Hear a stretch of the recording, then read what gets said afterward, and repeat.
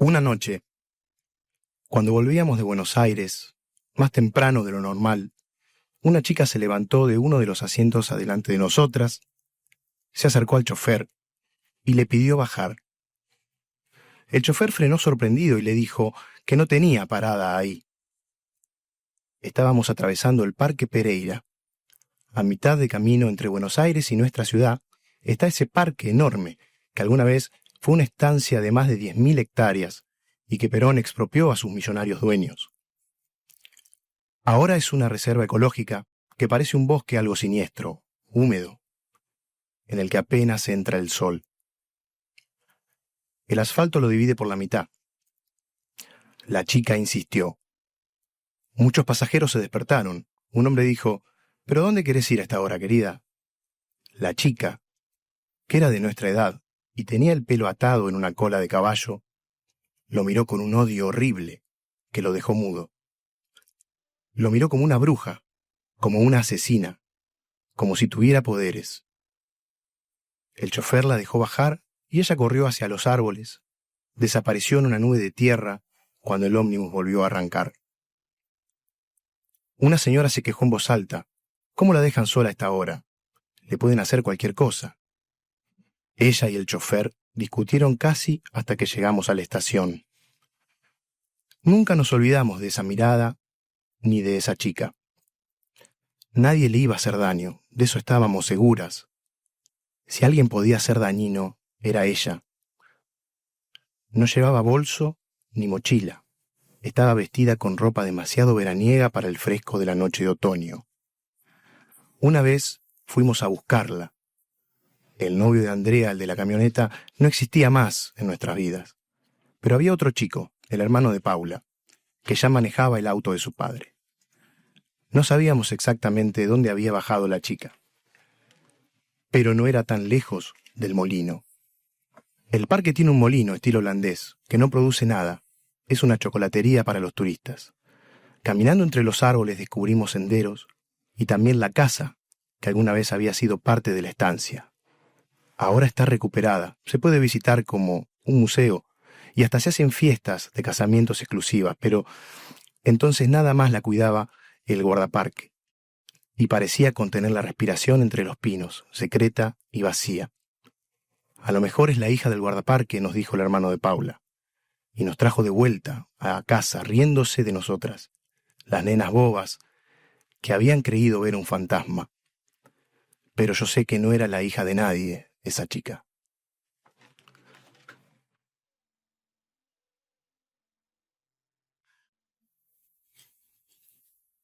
Bienvenidos a Terapias Alteradas. El texto que acabo de leer es de un cuento que se llama Los años intoxicados, del libro Las cosas que perdimos en el fuego, de Mariana Enríquez. Tengo que decir algo. Yo cruzo ese parque a la noche muchas veces por semana, muy tarde.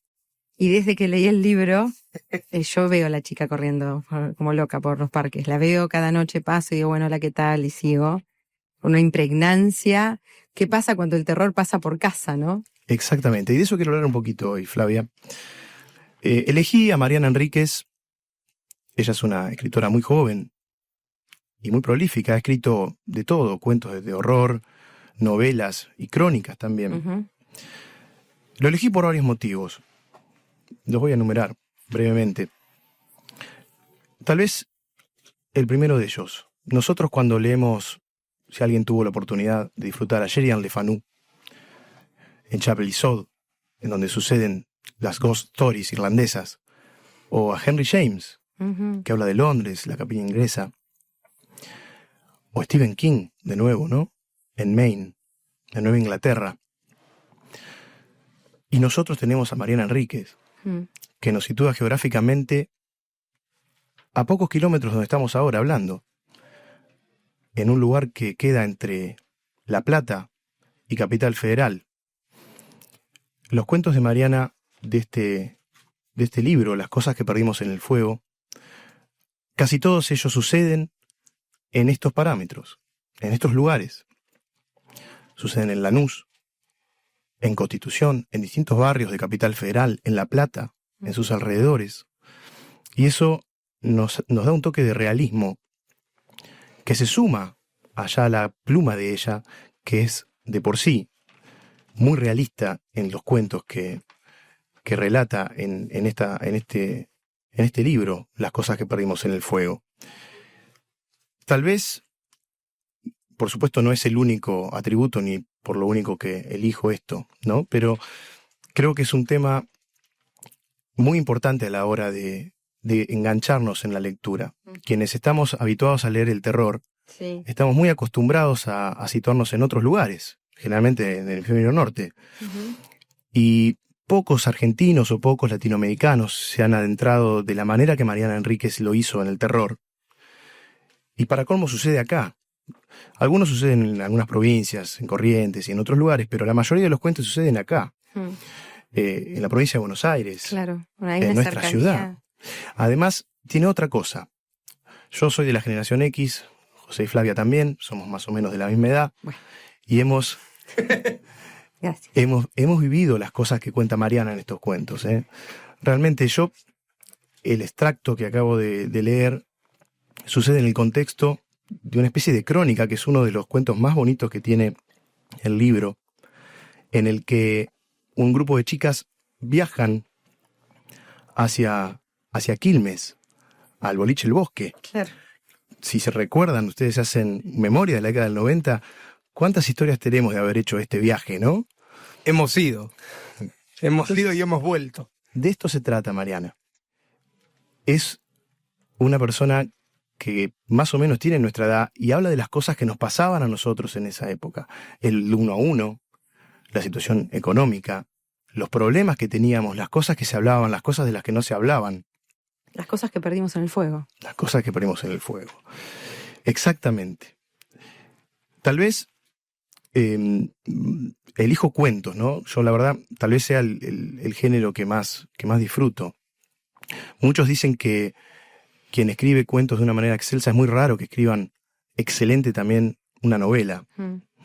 De hecho, hay autores que han escrito cuentos únicamente y otros que tal vez no sean tan buenos escribiendo cuentos como lo son escribiendo novelas. Caso de Stephen King, que es un excelente cuentista, pero... Sí, pero su fuerte es la novela. Exactamente. Entonces, yo creo que cabe destacar cuando aparecen una serie de cuentos que son de la calidad y del realismo que tiene Mariana. Además, sucede que Las cosas que perdimos en el fuego, el libro en general, tiene un toque de realismo que se lo da las pinceladas de horror. Ella no se mete a fondo a describir un monstruo o un suceso paranormal, sino que lo cuenta como nosotros lo contaríamos a nuestros amigos si lo viviéramos. Hay algo a mí que me gusta mucho de ella que tiene que ver con, en este libro, que es otro libro que tiene, que es una crónica de visitas que hizo al cementerio, ¿no? Alguien camina sobre su tumba. Yo en el secundario, con mis compañeras del secundario, íbamos al cementerio de La Plata y la idea era caminar sobre las tumbas. Mira. Con lo cual la referencia siempre es algo que creo que compartimos generacionalmente y que es un tipo de terror muy vernáculo. Me parece que el terror tiene que ver con eso, ¿no? En Mariana, que nos habla de cosas que todos entendemos a nivel visceral, a nivel el juego de la copa, no sé cómo explicarlo, cosas Exacto. que hemos hecho para tener miedo, para vivir el miedo, los mitos urbanos, las leyendas, está todo presente y a la vez es universal porque traducida a un montón de idiomas como está, traducida, ¿qué quiere decir? Que hay otros que leen ese miedo en ella también. Pero me parece que el detalle maravilloso de Mariana es eso, que nos encontramos con nuestros miedos, ¿no? Así es. Y además tiene de las más variadas temáticas. Por ejemplo, de la anorexia, entre otras cosas. Lo toca de una manera impecable. Hay un cuento que se llama Nada de carne sobre nosotras, en donde toca lo que acabo de decir, con una ironía y con una oscuridad. Hay otro que tal vez sea mi favorito, que se llama La casa de Adela. Ay, sí, hablábamos de La casa de Adela esta semana. Qué bueno. El protagonista, o uno de los protagonistas de La casa de Adela, es una nena con una discapacidad. Y eso le da un toque de lo macabro y de lo escabroso que puede llegar a ser ir a visitar una casa abandonada. ¿Quién no fue a visitar una casa abandonada Acá en cuando era Citibel, pibe? todos los que están escuchando este programa y son de Citibel, del otro lado de la vía, del tren, atrás de la estación de Citibel, hemos ido en bicicleta a visitar la casa que tenía unas columnas con unas serpientes y todos hemos visto cosas paranormales allí. Y la casa de Adela queda en Lanús, Claro, acá nomás. acá nomás. nomás. Pero está para hablar con nosotros, ya enganchada en el teléfono y con una alegría te recibimos. Mariana, buenas noches. Hola, buenas noches, ¿cómo andan? Nos enganchaste hablando de vos. Sí. Acá te saludamos Flavia, José y Facundo. Hola, Mariana. Hola, ¿cómo andan? ¿Qué tal, Mariana? Habla Facundo. ¿Cómo estás? Hola. Facundo estaba Bien. haciendo hacía un buen rato un perfil tuyo muy atrapante, es muy fanático de tus textos. Me gustaba empezar te llamamos por Música para mi funeral, y vamos a llegar a ese lugar porque es muy interesante lo que tenés para contar con respecto a tu funeral. Pero yo tengo una pregunta que quiero hacerte hace un montón de tiempo y es la contundencia de lo visual en el cine del terror. Sí. Hace que el terror realmente sea inmediato y muy, entre comillas, fácil de lograr. No es fácil porque después uno ve una buena película de terror y entiende que es bastante difícil, es muy difícil. Pero hay como una Sí. inmediatez de la imagen. Sí. ¿Dónde encontrás vos el quiebre para lograr el terror en tu escritura? ¿Qué es lo que a vos te mueve hacia ese lugar en el que encontrás adentro tuyo eso que va a dar miedo? Bueno, ahí yo soy muy fan de Stephen King, que creo que es el único escritor de género que me da miedo físico, que es el miedo El miedo real. real. Es el único escritor que yo estuve en la mitad de un libro, Cementerio de Animales puntualmente, y lo tiré, lo arrojé lejos mío en plan, no quiero seguir leyendo esto porque es muy intenso, es muy placentero. Después lo terminé y nada, es como mi libro favorito. Pero para mí tiene que haber una mezcla de algo que es muy técnico, o sea, hay cosas que te dan, que literariamente funcionan, ¿no? Ciertos crescendos, ciertas elipsis, o sea, no contar algo y sí decir algo que a veces es un poco enigmático, ¿no? Esto también lo tiene David Lynch, por ejemplo, esos detalles de Lynch, tipo en una película como Mulholland Drive, cuando van las chicas al cine ese extraño y hay y se escucha no hay banda, que no quiere decir absolutamente nada, ¿no? Pero es un disparador así un poco misterioso, eso por un lado. Siniestro, ¿no? Claro, como todos esos detalles de quiebres de la realidad, de cosas un poco desencajadas, eso es como un triángulo. Eso unido a los lugares comunes del terror, que por algo son lugares comunes que funcionan, Claro. la muerte, los fantasmas, las casas embrujadas, Abajo de la cama. todo eso que por algo funciona y volvemos a ir ahí, todo eso funciona porque tienen significados que son, digamos, la casa embrujada. ¿Por qué funciona? Bueno, porque la casa es el lugar que debería protegernos y que sea un lugar de amenaza es una cosa muy impactante. Claro. Los niños funcionan siempre porque los niños, digamos, un niño pervertido, un niño perverso, un niño que no tiene inocencia es algo que siempre te va a dar miedo, ¿no? Porque es el mal, Totalmente. etcétera. Fantasma siempre te va a dar miedo porque el fantasma es algo que no puede tener un cierre, es algo que repite su trauma.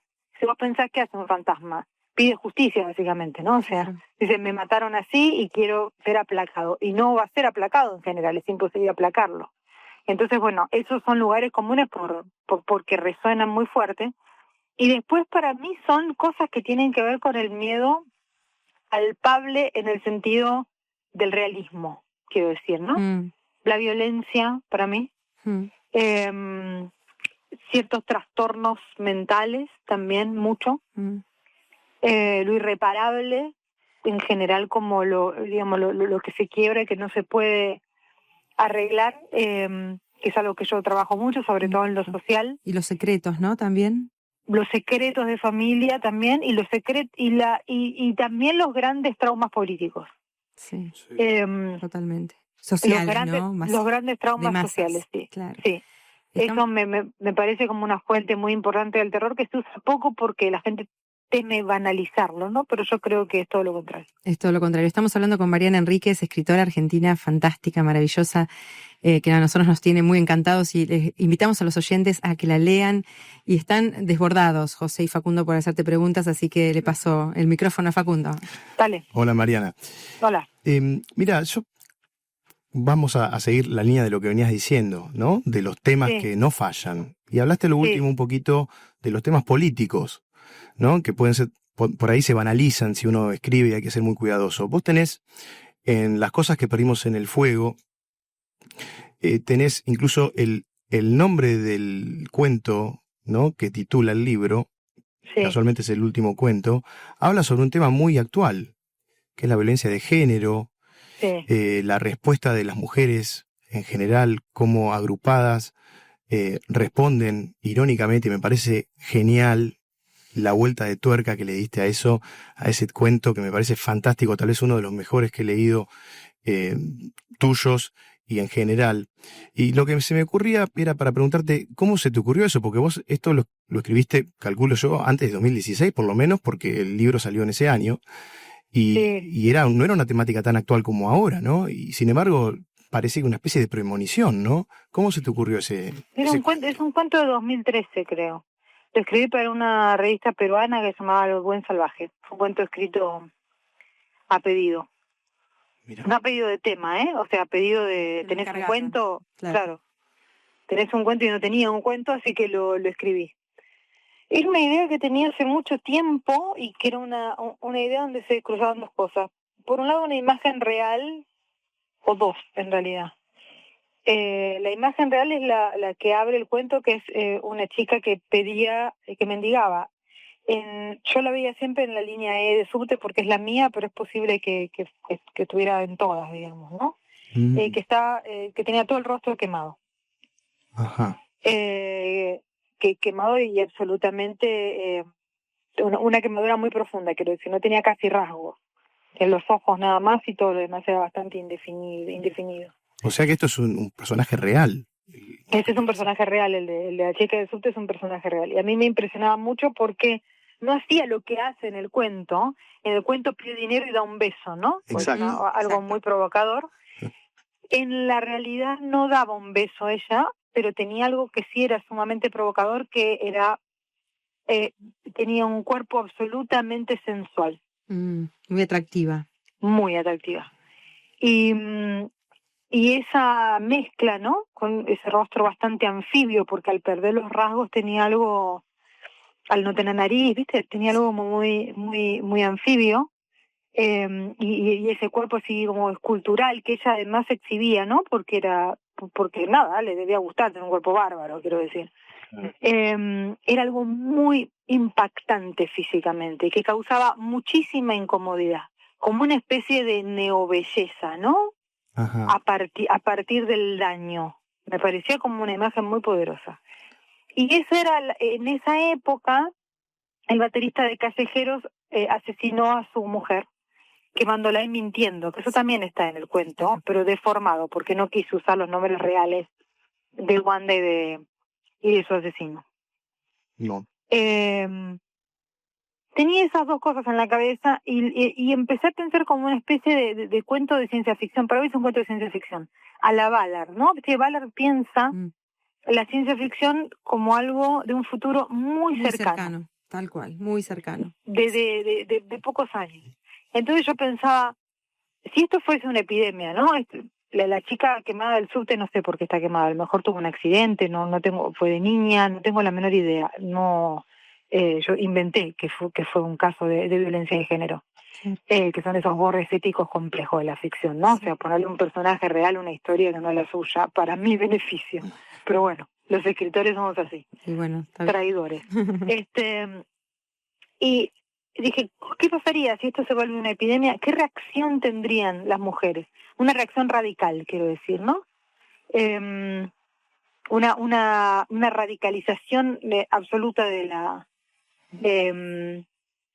digamos, de un movimiento feminista, pero en armas, digamos, ¿no? Entonces, la decisión que toman, y les contamos a la gente que sabe lo mismo, es quemarse. Sí. Y no morir, ¿no? O sea, no quemarse, sino quemarse y después ser estas mujeres que son una cicatriz de quemadura viva. Y nada, escribí eso, que en principio pareció una locura. Parece una locura y es tristemente tan cercano a la realidad que vivimos, que ya la vivíamos en ese momento, que la venimos viviendo en la Argentina y en muchísimos lugares del mundo a diario desde hace mucho tiempo, pero claro, ahora esta sensación de que realmente podemos todas ir a inmolarnos si es necesario para tener esta marca, hace que tu cuento sea de una actualidad, qué sé yo, Sí. un poco que da miedo. Que bueno, en un Sí. punto creo que también lográs doblemente el objetivo. Sí, porque además también da miedo la reacción para mí, o sea, para mí también es un cuento que también habla de la soledad, de la radicalización, ¿no? O sea, en ese sentido me parece como que es doble, digamos, ¿no? El personaje principal observa esto, claro, no es una protagonista. No, porque provoca rechazo esa radicalización, claro, ¿no? Sí. Estamos hablando con Mariana Enríquez, una charla realmente encantadora y súper profunda, y José se está desviviendo por hacerte una pregunta sobre música, si no me equivoco. A ver, contanos. Sí, hola Mariana, ¿cómo estás, José? ¿Cómo estás? Bueno, primero que me encanta lo que estás charlando, es como que no te queremos cortar. Hay algo que te quiero preguntar, que he leído en una nota, y como venimos por el lado de qué canción elegirías para tu funeral, más allá de que sabemos algo que nos ha contado Flavia sobre lo que pensás de eso, esto es un juego, ¿no? Sí. He leído por ahí que escuchás Low, sobre todo cuando escribiste las cosas que perdimos en el fuego. Sí, es una banda que es una banda que a mí me volvió loco desde hace mucho, y que gracias a haber leído tus notas, porque sabíamos que ibas a estar acá en el aire, volví a escuchar y digo, no puedo creer que Mariana Enríquez, para escribir ese libro, haya escuchado esta banda. Te tengo que preguntar, ¿cómo te funciona esto? ¿Escuchás música mientras escribís? Sí, todo el tiempo. Obsesivamente. De hecho, las cosas que perdimos en el fuego es una traducción del título de un disco de Love. Exacto. Things We Lost in the Fire. Claro. Y no es la primera vez que lo hago, ¿no? Una novelita nueva, de 2017 que publiqué, que se llama Este es el mar. Es This is the Sea, que es un disco de Waterboys. Claro. O sea, yo les robo permanentemente. No, pero es genial, Mariana, genial. A mis bandas favoritas, sí, yo soy muy fan de Low. En general todo ese slowcore y todo eso, para los que no entienden, es como una conversación entre José y yo de gente quemada de la cabeza. Digamos, pero todo eso, el sadcore y todo eso a mí es algo que me vuelve loca. Pero bueno, escribo música, escucho música, escribo música, ahí dije la verdad, ese fallido es la verdad. Está muy bien, escribís música, vos quisieras hacer música. Sí, yo siempre quise hacer música, no, digamos, esto es un error, total. Pero bueno, no, soy muy sorda, lamentablemente. Y no puedo, no tengo la sensibilidad por ahí, ¿no? Y escucho música siempre, cuando escribo con música, de hecho, auriculares. Por ahí va mi pregunta, claro, por ahí va mi pregunta.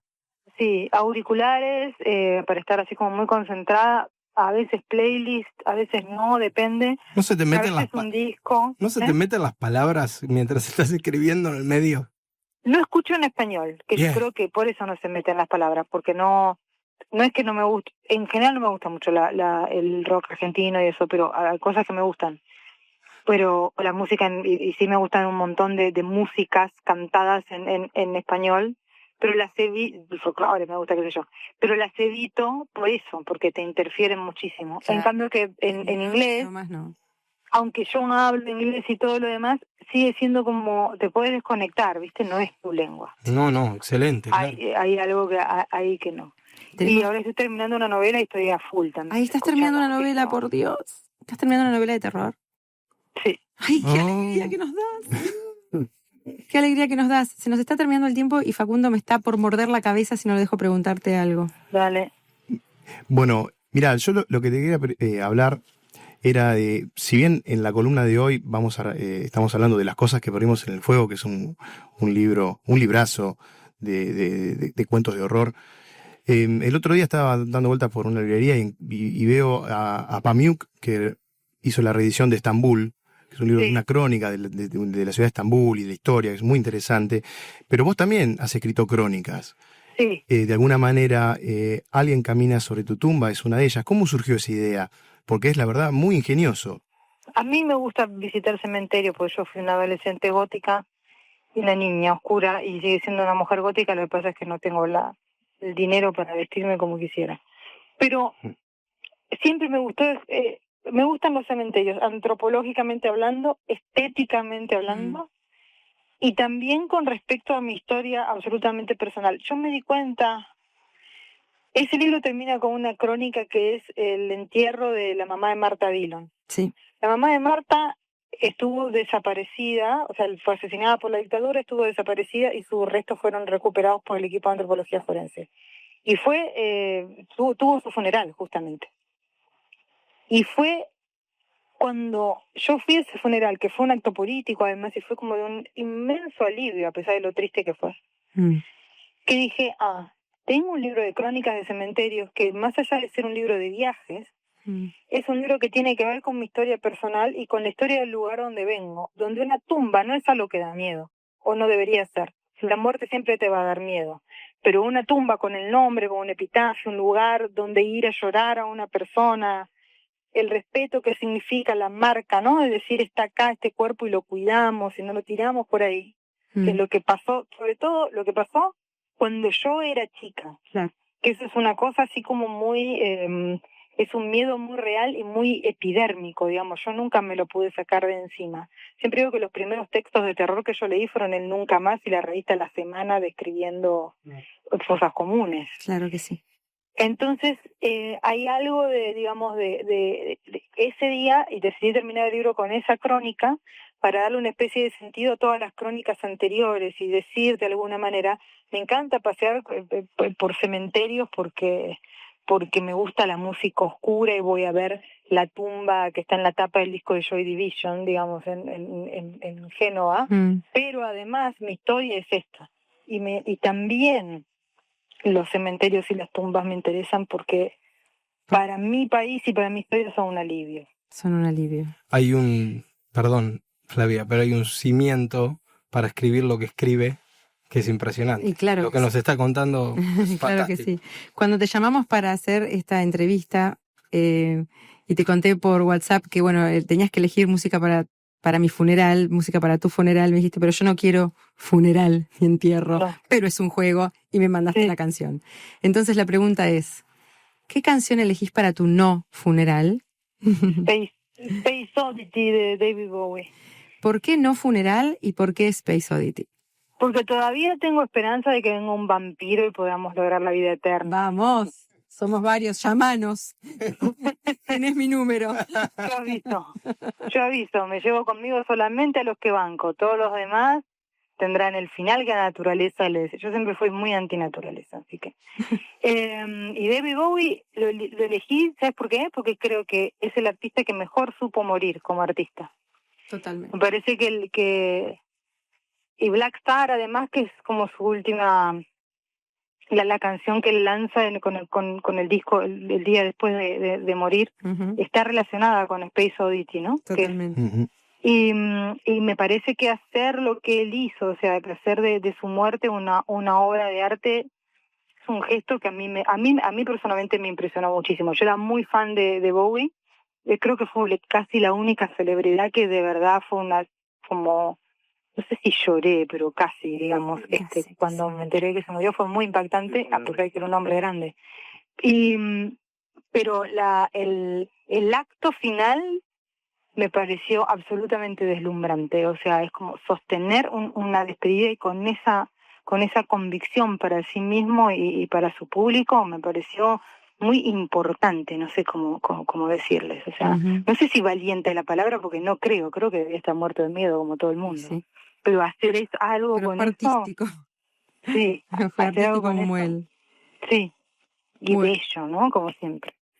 Queridos oyentes, estamos hablando con Mariana Enríquez. Si no la leyeron, salgan mañana a la mañana, primera hora. Lo primero que tienen que hacer es comprar cualquier libro que se crucen de ella. Mariana, te vamos a despedir con Space Oddity, canción para tu no funeral. Ha sido un enorme placer charlar con vos. Gracias, Mariana. Encantada. Buenas Gracias noches. a ustedes. Adiós. Chau.